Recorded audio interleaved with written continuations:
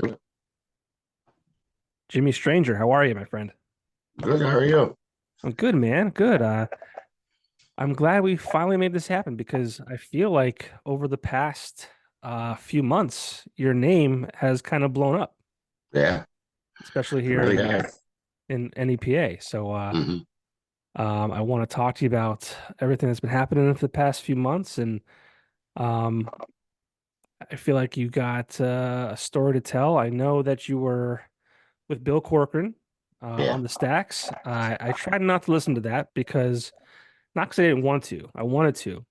But I wanted to have the opportunity to one day talk to you myself, and I didn't want to have like too much known about you. I wanted to kind of have this organic conversation. So I Right. refrained from watching that episode of his. But I did catch the performance he had prior to the show, and I know he made a clip and put it on YouTube and got a ton of views on that. Yeah. Um, so yeah, between that. The voice, your face. I feel like you've got a story to tell. You've got some experiences. You've got some maybe some heartache or just Yeah. obstacles that you've overcome in your life, man, you know? I've got a little bit of it all.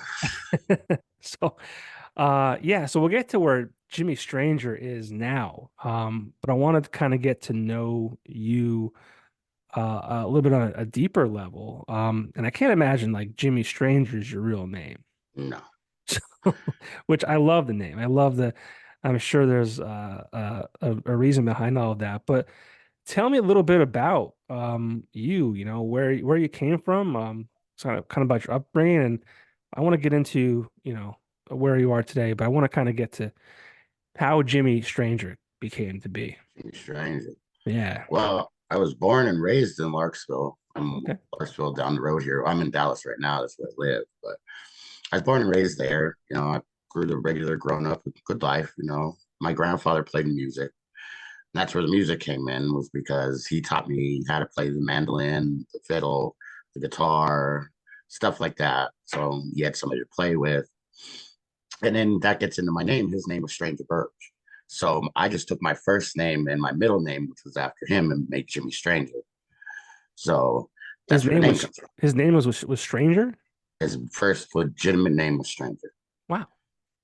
Yeah, and that came about because when he was being born, he was from West Virginia, and he was from a family of 11. And then when he was, I guess, being born, my grandmother kept saying, "A little stranger's coming, a little stranger's coming," to his brothers and sisters. And when he was born, they named him Stranger. That's So it's a fun. amazing. Well, he didn't like the name personally, but I do. So I love that. yeah, That's a little stranger's coming. I wonder if that that's was what. like scary to the siblings. Like, oh man, like what's coming? A Right. stranger? But that's the name stuck. They named him Stranger. I love that. So, and then my name is James Vincent Stranger. So I just dropped Vincent, and Jimmy Stranger is born. I like that. And that's where my name came from. But musically, I was born into a family of musicians. My uncle played the drums. My grandfather was big into bluegrass and stuff. He played in the Black Back Mountain String Band and a lot of local vocal bands. And I can't even name the bands he was in because he was in so many, but that's where that comes from. And then just growing up, started bands of my own, and we took off from there. And here I am now. So You would you know, say that you learned how to play from your grandfather? yeah, I learned how to Yeah. play from my grandfather. That's cool. Like that's where that all came from. Is that he would sit across from me, and I'd sit across from him, and he would just teach me how to play, and that's how I learned.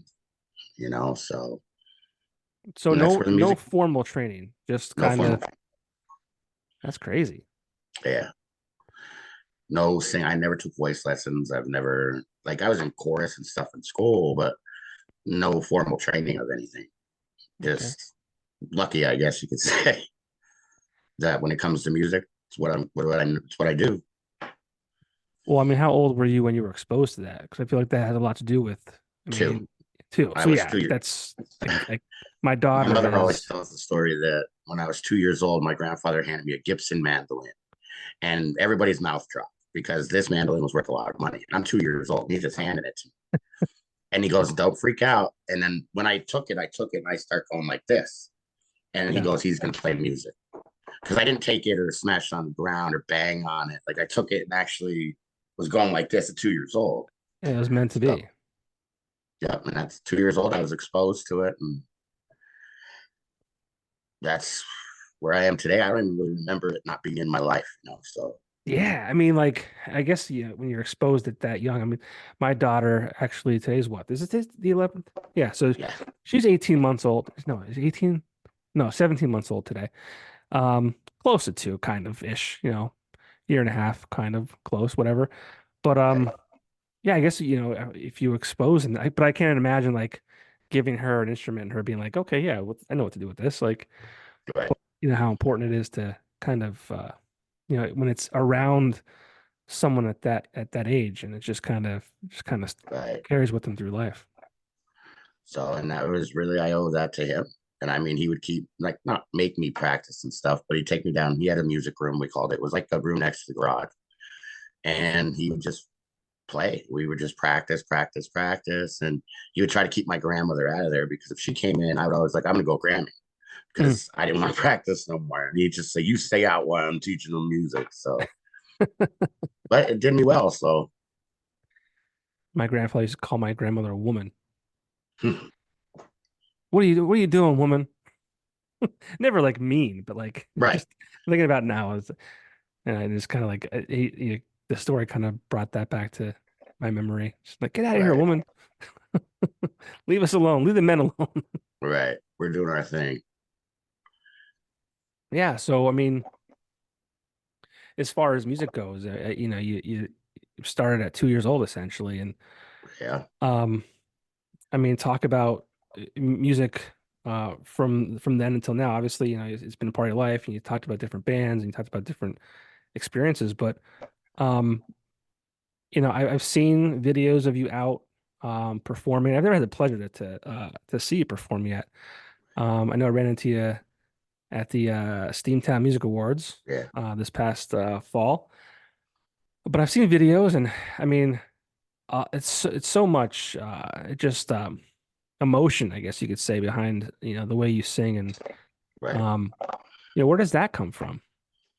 That comes, I, that just comes from life experiences. Like even when I play music, I try to feel every song. You know, like when I play it, I want it to be more than just a song.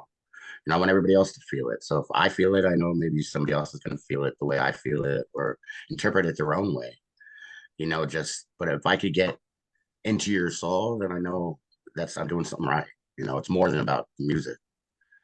So, but for me, how I got there was just a life of hell, you know. Like when Really? I sing about certain songs, like I lived it, I got through it, or I've been there and I've seen that, and that's where a lot of that emotion comes from. Can you talk about some of those experiences? Because I feel like it plays a huge factor into your music, Oh, it does. into who you are as a person. I mean, that song, I believe it's called 16 Ounces. Is that the Yes. name of the song? That song you performed on Bill's show, which Yeah. is again, it's available on YouTube. I would encourage anyone to go check that out. Really well done. And Thank you. I mean, I can only imagine what that song itself is about. And I always say to musicians, sometimes they don't always want to talk about what their songs are about because they want to kind Yeah. of leave it open for interpretation and let the listener kind of apply it to, their life however they Right. see fit. But I feel like that song, like, I mean, just the lyrically itself, I mean, it definitely tells a story of Yeah. some some stuff. Well, how that song came about, and I tell the story of this song because and people can still interpret it their own way, but my way and why I wrote it was because when I was 19 years old, I just got a job at Tryon, and it was around Memorial Day weekend. And I was going to work that night. This was my first week of work. And I went to work that night, and I'm working, I'm picking whatever the hell they had me picking hooks at the time. And my boss comes over and tells me that there's somebody outside, the cops are outside, they want to talk to me. So I go and I'm like, whatever, you know, I smoke by the dumpster. If somebody's stealing stuff from the dumpster, I'll go and see what's up. When I get outside, it's two cops in suits. Right then I knew immediately that this wasn't about a dumpster. And they come over to me and they go, "Is your name James Burge?" And I'm like, "Yes, that's me. My name is James Burge." And they said, is Carrie Martin your girlfriend? And Carrie Martin was my girlfriend at the time. And the next thing out of her mouth was she was murdered. And I just stopped and I froze. And like, I didn't want to believe it. It didn't seem real. Like, what was going on right here? Like, are you serious? And all I can remember really about that is just going numb. Then it was just going through emotions. And that's where that song came in. And that's a whole, like, I just told you what happened to Carrie. Yeah. But 2 weeks later, how that song came about is I was sitting home and I'm playing and just doodling on my guitar. And my buddy walked in the house and he was carrying a 16-ounce case of those Budweisers. They just came out with the metal cans, and they were the 16-ounce metal cans. And he goes, "Dude, we're gonna drink this away tonight." And I said, 16 ounces, 24 bottles ain't enough for me. And it just rolled from there. And I took the experience of what I was feeling and what I was going through, and that's where that song came from. Like it's 16 ounces, 24 bottles. It's just I can't get over that memory. Like the memories hurt now. Like it's not happy memories. Even the happy memories hurt. So Yeah, that's I where that mean, song came in. I can't, I mean, your girlfriend was murdered. Like Yes, it was right, that that's like unbelievable. right. Like that in itself. And I to this day, nobody knows why. There's a million stories why these. Because I lived in the same music room that my grandfather had because my dad owned the house. I went to work that night. My dad stayed up the main house. My girlfriend and me lived down back. She was up the house and she said goodnight to my grandmother, went down to go to bed. I called the house at like 1 o'clock on break to talk to her. Nobody answers. Then my grandmother answered the phone. My grandma's like, "Yeah, I'll go check on her." My grandma goes down to the music room and opens the door. And the next thing I know, she hangs up the phone. I'm like, "Well, that's weird." So I call back. She tells me everything's all right and that Carrie was sleeping. And the next thing I knew, I was talking to the cops at 4 in the morning. So my grandmother, God rest her soul, kind of didn't let me know what was going on at that time when I was at work. So, and it was just a whirlwind. Like, to this day, nobody knows. It's just crazy. Like, I can't I, find the words to explain why it happened. yeah, I mean, geez, I don't even know. I'm sorry that happened. Like I'm kind of speechless as far as like how you even react to that. Like your girlfriend was murdered. I mean, You it's die one and stuff. thing. Yeah, it's one thing if you find out from someone like a family member, like, oh, so and so passed away, but like Right, this is a different level. Like this is like intent, right. which is crazy. I mean, like, and no one knows why. Nope. It's just they're mad that they came for drug money. They were just there to rob. They were there to rob for whatever they could get. And she just happened to be there. Wrong place, wrong time. But it was her house. So to say wrong place, wrong time really isn't the same thing. Right. And to make matters crazier, it's 2 weeks after that, my dad laid on the kitchen floor and died of a massive heart attack. So not only did I lose my girlfriend at that time, I lost my father, who was my rock. My dad going through all that was like my rock. He was when I leaned on. Came home from work. It was my grandmother's birthday, June 14th. He said, "We got to sign a card for your grandmother," because he brought one home from work and that he got. So I signed it. Later on, he asked her, he was eating ice cream and start coughing real heavy. He laid on the floor and he died. It just all in that one in 2019 was just crazy, crazy 2 weeks, not even a year. Just those 2 weeks were just insane. Yeah, I can't even imagine. I mean, wow. So, Girlfriend's murdered, and then your own father right, passes away. Two right. weeks. Wow. And I mean, like, how did you react to that? I, I, I dove into the darkest depression probably yet. That's why I'm happy to be on your podcast right now at 30. How old am I? 38 years old. Because for years, I just looked for every which way to numb, to get away from it. I wasn't who I should have been. I didn't handle it the right ways. I tried just about anything to get through and Of lucky course, I I mean, survived. yeah, but I mean, what's the right way to handle all that? I mean, There is no wrong or right way, but you just, I don't know. it's like it, I'm happy you're here too. Let's start there, right? But I mean, I can't imagine, uh, going through that. I mean, I had a run of like an 8 month period where I lost um both my grandmothers, my best friend's dad, and then my own father. And my father passed on June 13th. So it's you shared not a shared date, but you said June 14th was your father. 14. Yeah. Yeah. And I don't know, like I don't know. Unfortunately, I never went down a dark road. I don't know why. I mean, because it's easy to, right? Very, very easy. It's all you want to do is not be. You want to remove yourself from reality, and the easiest way to do that is to you know Um, alter it, self-medicate. alter Yeah. it. Yeah, alter that reality. Booze, drugs, whatever it might be, Right. man. So I mean, you definitely can't be faulted for that. I mean, was it a long period of time where you kind of went through this depression or It this was self-medication? probably a good 13 years till 13 I years. got right in the head, till when I realized I had to wake up. I was never like how I always put it to everybody. I was never suicidal, but I didn't care if I lived or died. Like Right. tomorrow, if it came, it came. If it didn't, oh well. But then finally, after all them years, like I decided to get mental help and all that kind of stuff. And slowly but surely, I came out on top, I could say. So, but luckily I woke up in time, like, Yeah, I mean, I guess that lifestyle for too long is, I mean, we know how that ends, right. you know. Yeah, it doesn't end well. No, I mean, I can't imagine. It just, And what's crazy is all this time when that was going on, I was still playing in bands and I was still playing music, but I wasn't who I could be because I was always hindered by alcohol or drugs, that I wasn't, as good as I could be. I was just there.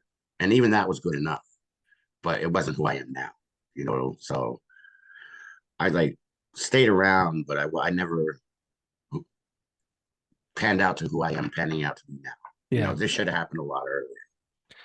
To be I just, fair, though, to be fair, I feel like when, people who are creative, sometimes being in an alternate reality, this could be a good thing. right.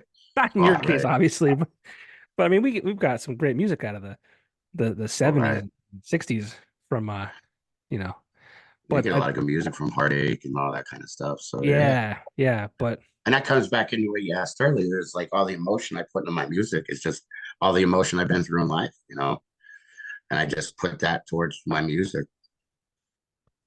we talked about 16 ounces and where that song came from. The song itself, what I mean, what in the song itself, what is it about? I mean, what do you talk about? I mean, obviously the 16 ounces and 24 bottles, ain't enough, but I mean, the song itself, are you talking to yourself in that song? Are you singing to somebody in particular or Well, each verse is different. Like the first verse is you're really just talking to your head. You're just trying to understand what you've been through, going it through your head. Like admitting, like I hit rock bottom, just trying to admit to yourself what you've been through. And then it goes into the chorus. The second verse, you're talking to a friend, and it's more or less that he doesn't understand. He's saying, "You can drink this, you'll feel fine, everything will be great." Da da da da da. And that's not true in your mind either. So it goes back into the chorus. And the last verse is kind of very sad because he just, in my mind, I couldn't take it anymore. So he drinks himself to the point where he's driving home one night and their song came on the radio, this last verse. And he looks in the rear view and he sees the red and blues and he decides that this tonight's it. I'm running, I'm going. And how I end the song is that he dies in the car accident. This is really how it ends. It's like they're not going to get me. No, this not this time. So it's kind of just a song about like that. Like I don't know if that makes sense yeah, the way I for just sure. explained it, but like how he just can't get through it. And towards the end, you find out that he didn't make it. Like he didn't get through it because at the time I didn't see myself get through it. Right. So that last verse when he says, they're not going to get me. No, not this time. That means he's had it. Yeah. And then he gets into an accident and there's a song. Yeah. Do And you so have like yeah, do you have other original songs? I do. Yeah. I have one called Blind, which is kind of a love Southern rock or like ballad. And then I have one called No Cigarettes that I wrote on like a whim because I had no cigarettes. So I sat at the time, this was years ago, I was living in Hilltop Apartments. I sat on the stoop and I wrote this song, No Cigarettes, so somebody would hear me. And I got a cigarette. And so it stuck. So I wrote that one. And then there's a bunch of other ones I have that I'm working on. So, but 16 ounces is really sticking out right now. So that one I'm kind of working. I'm trying to get in the studio in January and actually getting that out like on a regular, just not just me sitting somewhere playing it, like an actual Right. recording of it. Yeah, because that's not, So you don't have any music available right now that's no, streaming, not at the correct? moment. No. You got to get on that.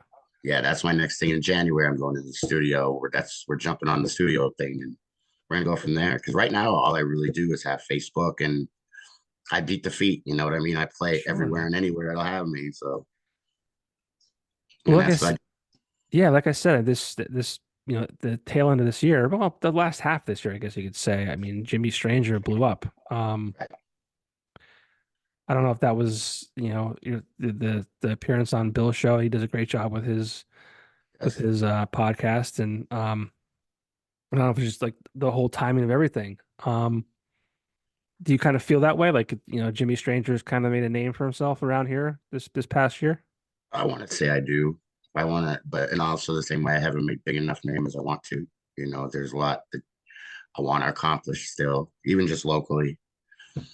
But I do think that I went from not being somebody to now I'm some. When people notice me, it's pretty nifty. Like some guy came up to me the other day and called me. He goes, "Are you John Strange?"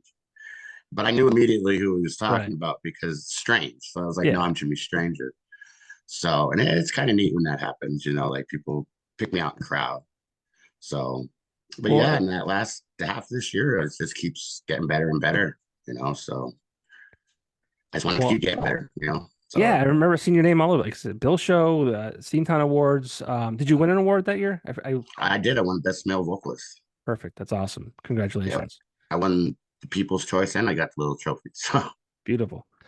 Um, I remember I was driving past Plains Pub on my way home from work, and I yeah, saw your name on the little they have like some kind of like thing on the outside, like a yeah, I'm like Jimmy Stranger. Like, I can't get this guy won't stop it popping up here.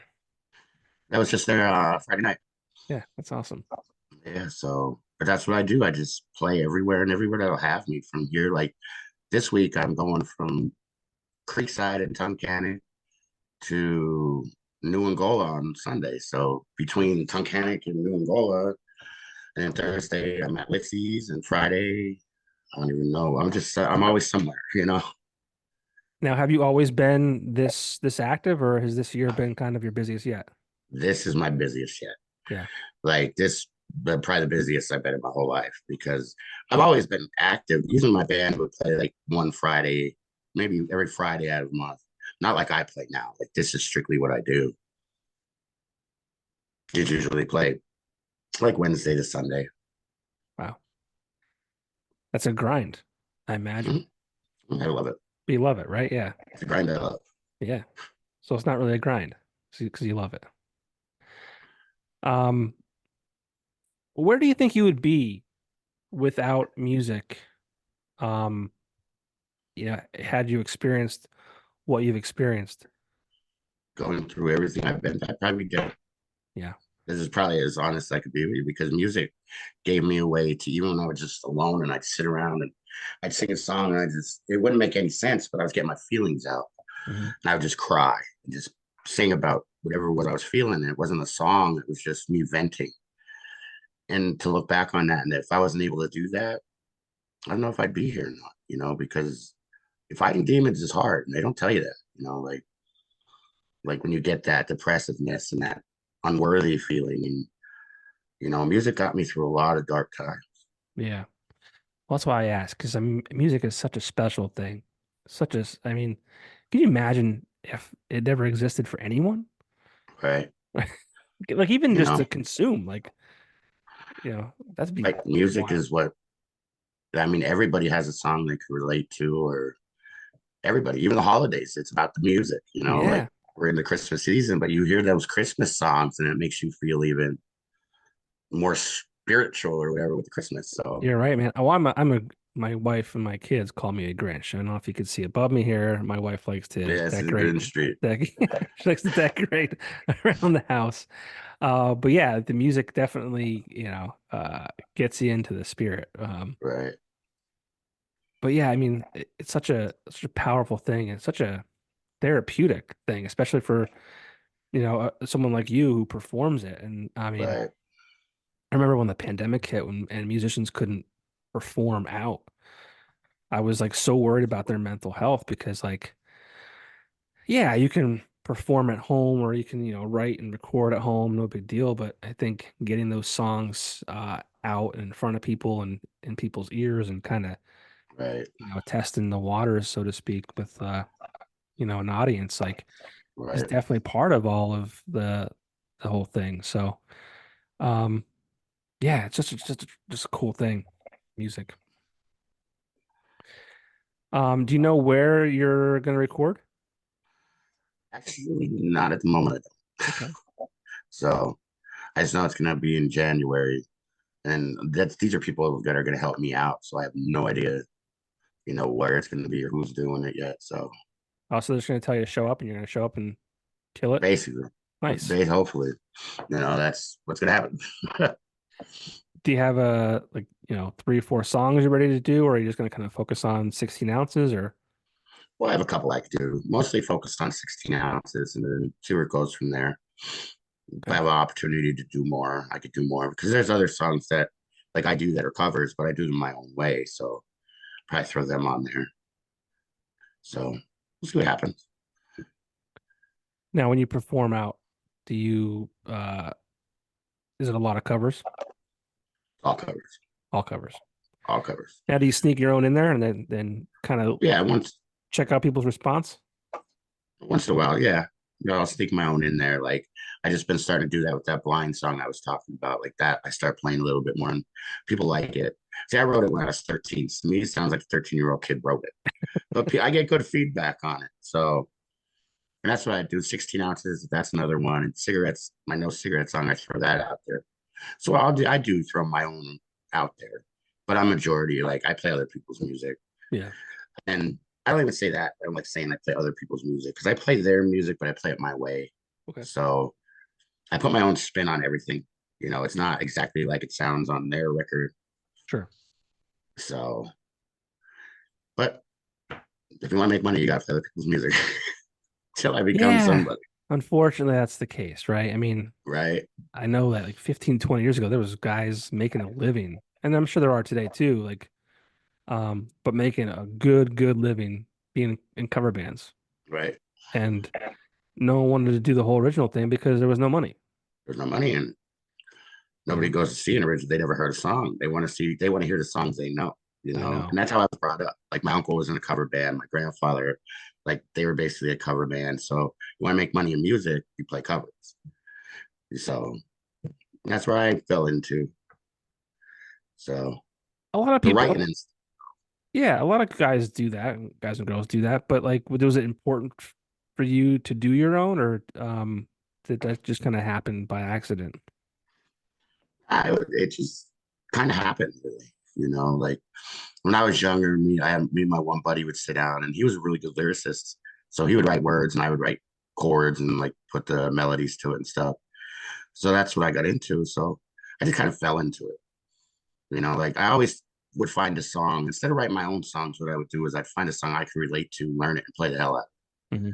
So that's what I would do instead of writing my own. I'd be like, oh, I could really relate to say this song, and I would Right. play this song. So, but then I got into the writing stuff, and to this day, I'm not a really good lyricist. I'm good putting melodies to anything. Okay. So I'm more little by little am I learning how to write my own music and stuff like that.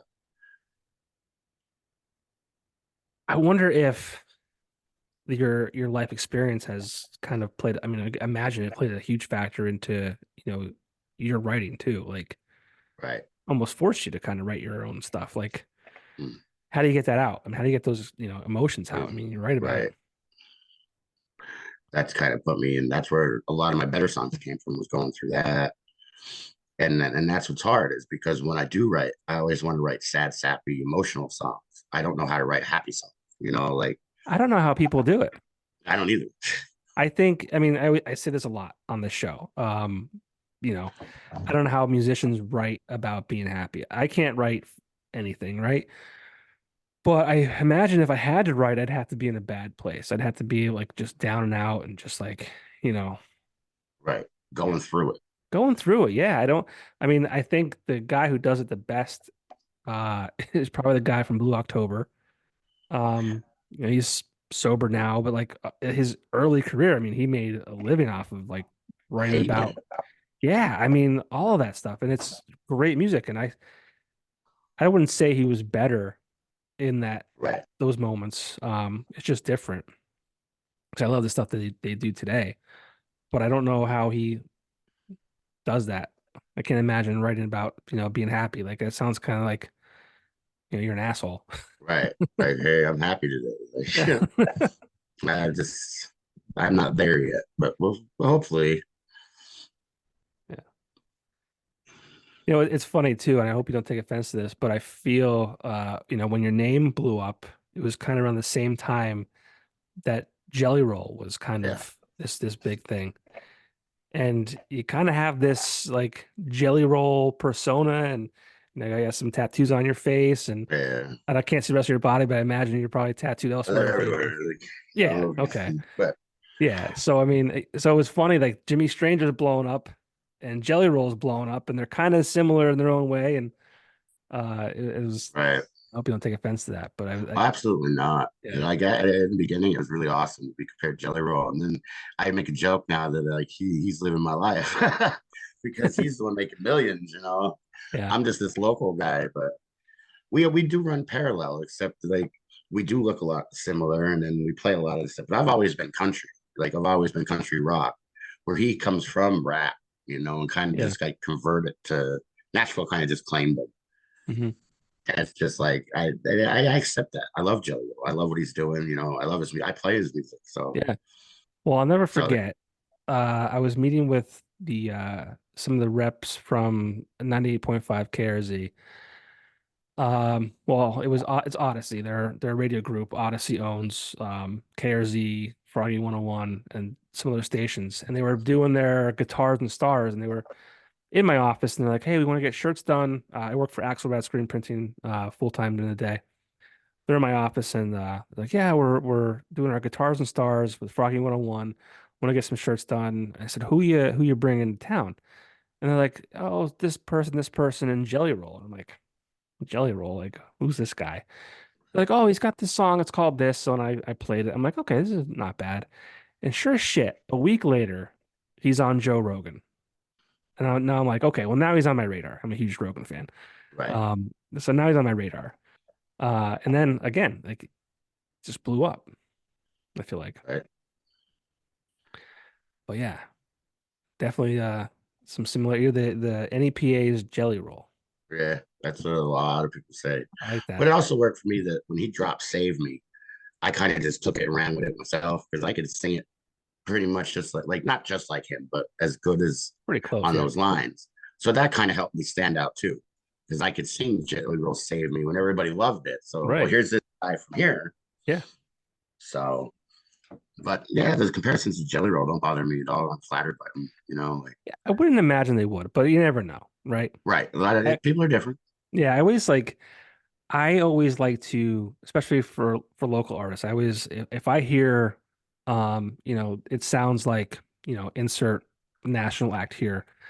I'm always hesitant to say who Right, I think it sounds like just because imagine if I'm like, "Oh, you sound like I don't know, we'll say Blue October just because we just talked about them.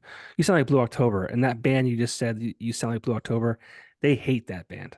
right. You imagine that? Like, oh, you sound like this And you're band. like, Like, oh, I hate that band. What? I don't want to sound like that band. It hasn't right, happened. Well, I shouldn't say it hasn't happened yet. It happened one time. I think it was I can't think of the band's name now, but I said they sound like the Wonder Years, and Sean Flynn was not thrilled. wasn't angry, but not thrilled. Right. It is what it is. Right. But Hey, it happens. It happens. So they really don't bother me. I yeah. just, Well, the tattoos. Uh, getting tattooed on one's face is not extremely common. I no. imagine the tattoos you have on your face are important or, or, Yeah. or some, very important to you. Is that accurate? Yes, very accurate. Like to believe, this is what this says, like right above my eye, Is that this is believe? that, Okay. yeah, that says believe. But that came later after all my tattoos to believe, to always believe. That's what me and my mom say to each other. It's kind of like our thing, just believe because you never know what's going to happen. You never know what tomorrow's going to bring. You never know what you can make it through or what you get. Just believe. So that makes sense to us. So that's why, and then I put it there so I can always see it. Yeah. When I look in the mirror, it's always there. And then the star over here, that just became, it was just something I wanted to be a musician and I wanted to prove that I could put a tattoo on my face and I'm going to make it. That's because who else is going to hire me now? Yeah. But that's how that came about. So, and then the rest of them were just like were just ideas, late night ideas, or just feeling a certain type of way and needing some ink therapy, like that kind of deal. And I made sure I got a tattoo freaking everywhere. Yeah. So, Well, it's amazing that you have believe tattooed on your head. When I first met my wife, we weren't dating at the time. Um, I knew who she was, and I was with the Weekender, and so I knew a lot of I worked with a lot of tattoo shops and things like that. And she had asked me where she should get a tattoo at, and so I told her it was a local place in Wilkes-Barre, and she got like on her hip, she got the word believe and had little like I think there was wings on it. I should probably know that she's my wife, but yeah, it just said believe. And the reason she right, got that, I think she got it 2007 or 2008. Probably 2008, because that's when we started like talking. Her mother had a brain aneurysm in 2006, and she she made it through. She's still alive to this day. And typically, people who have right, brain aneurysms um, either don't make it through or they're very, very altered mentally. And her mom made it through, and she just felt like she that whole awesome, time she just had to believe that right. things That's would all be you could okay. do. Yeah, that's so That's crazy. awesome. Yeah, That's crazy.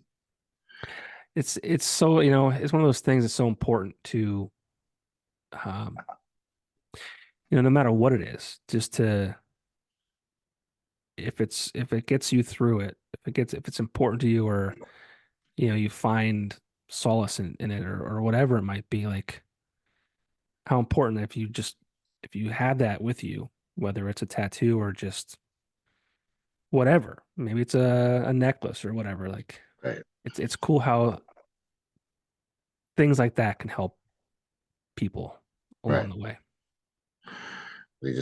They help you. They help you spiritually, mentally, just little thing. Yeah. I don't know that I've ever had anything like that. I mean, I have a thumbprint of my dad's thumbprint. It's like a little pendant on a necklace that I've been wearing since he passed. Um, I wouldn't say it's subconsciously that I know he's with me all the time, but I don't think I've ever like, you know, really thought about it like, oh, I'm gonna wear this so he's always with me. Right, It's weird to say that out loud now. right. So I've worn it ever since. You just wear it. Well, it's never left me. Um, so saying that out loud kind of seems weird because I mean, I guess in a way, um, yeah, he's always with me, but I never really like Right. made it a point to think That like that. wasn't the reason you were it. Yeah, But, but life's strange, man. right, Um, it's amazing what humans can go through, right? Like what we can right. endure. Persevere. Persevere. Like, I mean, not everyone has a story like you, right? Like, girlfriend murder, 2 weeks later, your father passes. Like, Right. how have you been able to positively like help others, whether it be through your music or maybe it's just being someone that people can talk to, um, that you've noticed? Like, have you been able to do that? Because I feel like that's like something that I don't know you well, right? And we just Right. this is the first time we've spoken really, but I feel like you're definitely someone that like would be a shoulder to cry on or Right. just be there for anybody. Right. And I know personally if I helped anybody? No, but I've listened to people, and I talk, and if my advice or me in general helped them, I'm glad. And now that I'm out there, like in the spotlight, people are noticing me and stuff. Like I hope I could be a like a something somebody could look up to and say, you know what, he was through hell. He's still here and he's still doing this, and something, to give him just not to give up. Yeah. Because there's so many times in my life I could have gave up and I didn't, and so here I am today and things just are getting better and better. And who knows where they're gonna go. But if I could be of something somebody could look up to, I'm glad. Do I know that? No. Like nobody's ever told me that, but hopefully, I hopefully. think maybe once, the more you share your story, I mean, I think that'll definitely, Right. you know, happen. Not that that's your goal, right? But No, that was never my goal. Like my story, I don't really ever talk about it. no, Like the first time I think I've ever talked about it was on the problem when I was talking to Bill. Like that was the first time I've ever brought it out publicly, yeah, and now I'll talk about it, but it was never something I wanted to base my life on. Like this is not why I do this, and I'm not using it as like, oh, look what I've been through. right, It's just something I've been through. yeah. To me, that was something I lived through. And what I do musically is because I love it, and they're a big part of it. My dad was, Gary was, they were a big part of what I did. And, to tell them my story about that, yeah, it's good to get it out, so people know. So, like you said, maybe if somebody hears that and they can relate to that. So, Mhm. So who in your life is important now? I mean, obviously, you lost your dad. Gary was tragically taken. Um, Grandfather obviously was important to you, no right. longer around. Who makes you smile these days? And smile nowadays would be my girlfriend Joy. She's over there on the couch, but she does so much for me, and like I met her in 2018 and she changed my life a lot too, for the good. And They she do got me that. disciplined when They it do came to that. music. She got me disciplined where she helps me get my shows. She does the booking where it was always too much for me to keep in line. She keeps me, for the kind of guy I am, she keeps me in line. You know what I mean? She puts up my shit, because I'm not perfect, None of but us are. she does. She makes me smile every day. And sometimes she makes me crazy, but mostly Well, smile. that's part of their And jobs. right. Part of And their my job. mother.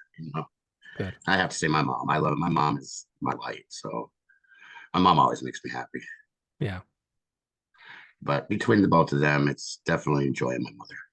Yeah. I mean, it's amazing, like, where we would be without them. Right. Right. Both the girlfriends, wives, mothers. I mean, who would we be without them? Right. They both of them kept me in line. Still do, you know. Yeah, So it's amazing. I remember I was single for the longest time, never looking for a girlfriend, just having a good time, never having to, answer to anybody.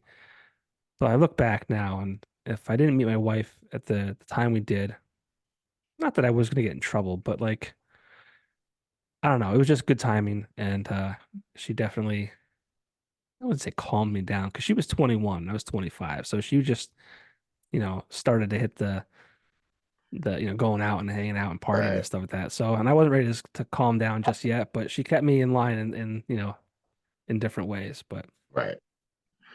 That's how Joy was for me. She came in and she slowed my party ways down, like because I was wild.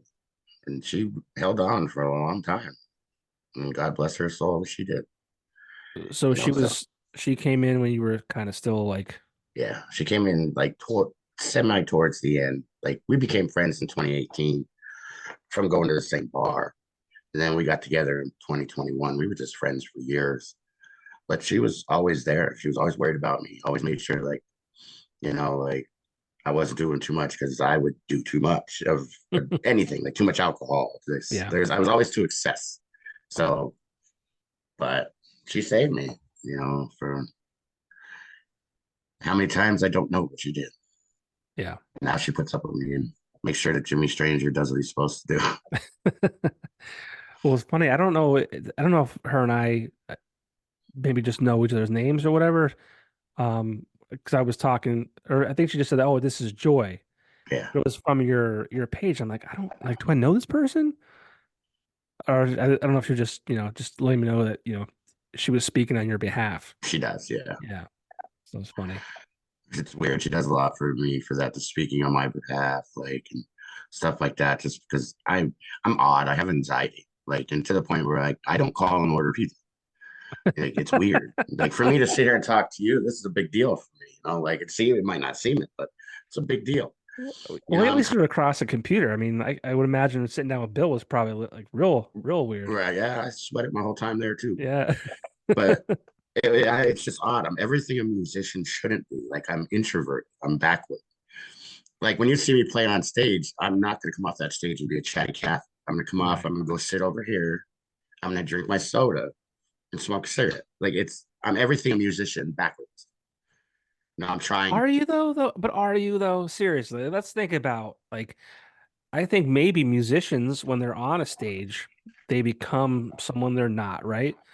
But oftentimes, and a lot of musicians I think are like this, that when they're off stage, they don't want to, they're not like very like, social or, Right. some are germaphobes and it's weird like to think about that, right? Or Sure, germaphobe sure. when you're playing in front of, thousands of people. Um, I think there's a like I think musicians and creative people and people who have access to that side of their brain, I think it's more common than not to have those tendencies, Yeah. in my I've heard opinion. I've What do heard I that know? before too. What do I know? Yeah, but I've heard that before. Like if you're so creative, you're also odd. You're not duck, but hey, I'll take it. Yeah. What I So would give to be able to play an instrument. People always say it's never too late, but it's too late for me. 41 years old. Dude, I never got too two. late. I got two. No, see, you're wrong. I'm gonna tell you why you're wrong. I'm 41 years old. I've got two kids, married, full-time job. I do this as like this is for me, this is what you do. Like this is my music form of Right. what you do. I just don't have time. There's no time. There's But that to me sounds like an excuse because you have to make ah time. oh well listen, if I'm gonna do anything, it's I need to get on a fucking treadmill or a exercise bike or Me do too. something like that. Me It's too. not gonna be a guitar. I'm telling you that right now. Like, when people tell you look like Jelly Roll, that isn't always a good thing. I wasn't referring to like that. I know. I'm just saying. Oh man. But yeah, you're right. It is excuse. But I mean, there's only so many hours in a day. I talk about this a lot too. Like I think about, I you work all day. I come home, dinner with the family. We do bedtime, read books to the kid, um, put the baby down to bed. And when I'm not doing this, like I genuinely enjoy sitting on the couch, either watching dumb shit on TV, decompressing from the day with my wife, or her and I talk about how our day was, what obstacles we may have had to overcome at work, Right. the future of our children, things like that. I genuinely love that. Right. Could I be spending it doing other things? Yes, but I think that's also an important part of what keeps us The best answer I've ever heard. yeah, it keeps us a good unit, and I think that's Right. super important. I love it. I genuinely love that. So no, Jimmy Stranger, I will not learn the guitar. I'm gonna sit down and talk to my wife. How That's dare a, how dare you try and you tell me shut me right otherwise? up. How dare you, Jimmy Stranger? That's a good I don't know, answer. man. Yeah, no, I say it a lot.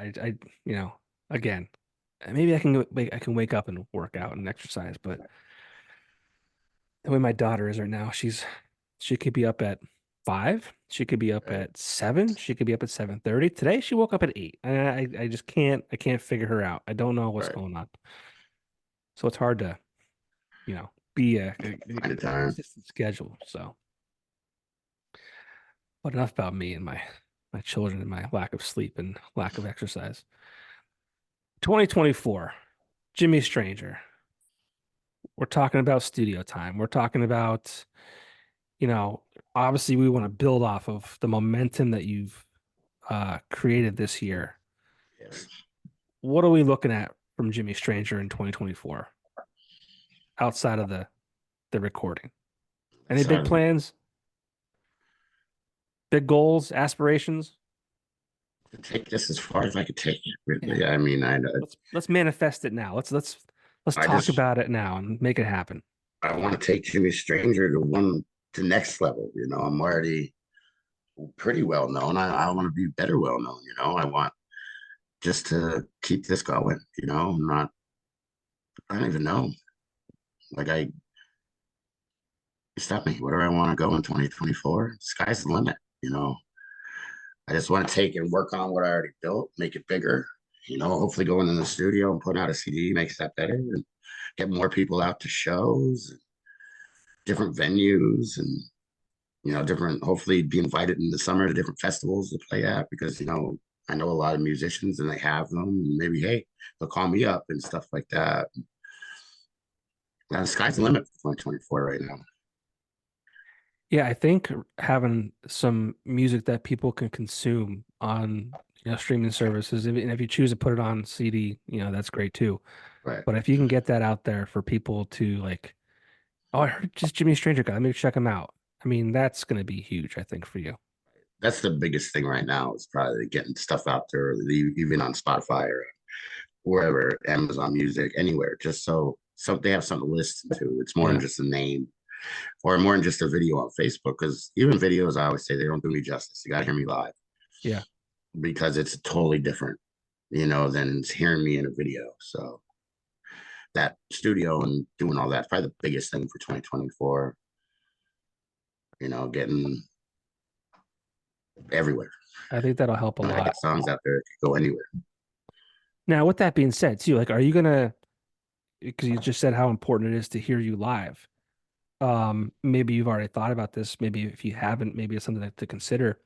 Having a polished version of 16 ounces, but then maybe also have it just very raw, a recording of it raw. Right. It's a good idea. Just a thought. I mean, because raw, it's so good raw because it's so me. It's so you're hearing everything from me. It's not dubbed. It's nothing. There's nothing there. Nothing. No producing whatsoever. It's just how it's coming at me. Hmm. So there'll always be that one raw version. So Yeah. that's a good idea. Yeah, I think, yeah, you get that done, and I think that's gonna be huge for you. So Yeah. I appreciate that. That's really where 2024 I want it to go. Is just with Just getting my keep music out there. just keep pushing. Yeah. Just Yeah, to keep pushing and to take it as far as I could go. To, to live my dreams. Maybe I could aspire to open up for Jelly Roll or maybe something like that. you gotta believe. Yeah, you gotta believe. Well, it's awesome. I think we could probably end it on that. Awesome. Yeah, I'm looking forward to Jimmy Stranger in 2024. It Thank is you. December 11th, so we're about end of the year here. You're This will probably come out end of this week. With that being said, can do you have shows lined up the rest of this year that people like? So like post 12/15. So this drops on 12/15. Do you have dates lined up for this year that you could share with the people? well, thanks. I sure do. Sure you do. You're a busy man. Because I think people need to see you. People need to. Come out and check out what the fuss is about. Exactly. But 12:15.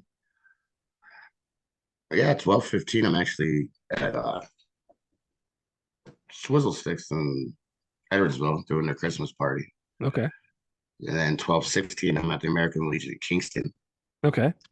from 8 to 12 a.m. 12:17, I'm at Wheels Bar and Grill in New Angola from 2:30 to 5:30. Okay. They do like a Sunday fun day thing. Right. And then 12:20, I'm at American Legion in Larksville at 7. 12:22, Slocum Street Sports Bar in Swartsville at 8. Good place. 12:23, I'm at Three Guys in Dallas at 7. Also good place. 12:27, I'm at Three Guys in Edwardsville at 6. 12:28, I'm at Litzy's in Avoca at 9:30. 12:29, I'm at the FOP in Hanover at 7:30. And 12:30, I'm at Fiddler's Green in Larksville at 9. So that's That the place end of is the year. that place is still open? Fiddler's on the Green? Yeah, Nice. it's still open. I haven't heard of that place in years. I mean, when I got out of media, I kind of lost touch with some of the venues that are around. But yeah, that's cool. Yeah, Yeah. all great places, especially Slocum Street. That's a great place. Yeah, they just added a terrace. They never had it. They call it the terrace, but they have it in the back, and it's pretty Yeah. wicked. And they have heat out there and stuff. I So was even in out there. Yeah, I was out there before they did that. It was a nice little patio area, but yeah, yeah, they did I saw that on Facebook. They did a really great job. And the Three Guys locations, all those are great spots too. So right. very cool. But Very and cool. if Well, you want to check anything else out, just check me out on Facebook on Jimmy Stranger Music, and that's where all my shows are, and there's videos there and everything else. So yeah, that's awesome. Well, Jimmy, it was a pleasure getting to talk to you outside of saying that's just hi at the Steamtown Awards at in the V passing. Spot. Yeah, You gotta get your. Have you played the V Spot yet? not yet. I did Nah, an open mic there once, and then we're gonna work it in. We're gonna talk to them, see what happens. I'm sure we can. I'm very good friends with the owner. We need a night of Jimmy Stranger at the V That'd be Spot. awesome. That'd Yeah, be awesome. we definitely make that happen in 2024 too. Definitely. Gotta do it. Gotta do it. Big plans for 2024. Good plan. To the top. We're gonna believe. We are gonna believe. Sweet man. Well, again, it was a pleasure. Thank you for sharing your story. I'm sure talking about those things isn't always easy. It's one of the most terrible things and experiences of your life, right? And Right. I'm sure it's not easy to talk about. So thank you for sharing that with myself and those who listen to this show, and um, appreciate it. And thank you for having me, John. I really appreciate it. Yeah, you got it. It was awesome. Thank you, dude. Thank you. All right. We'll Later, see you. brother.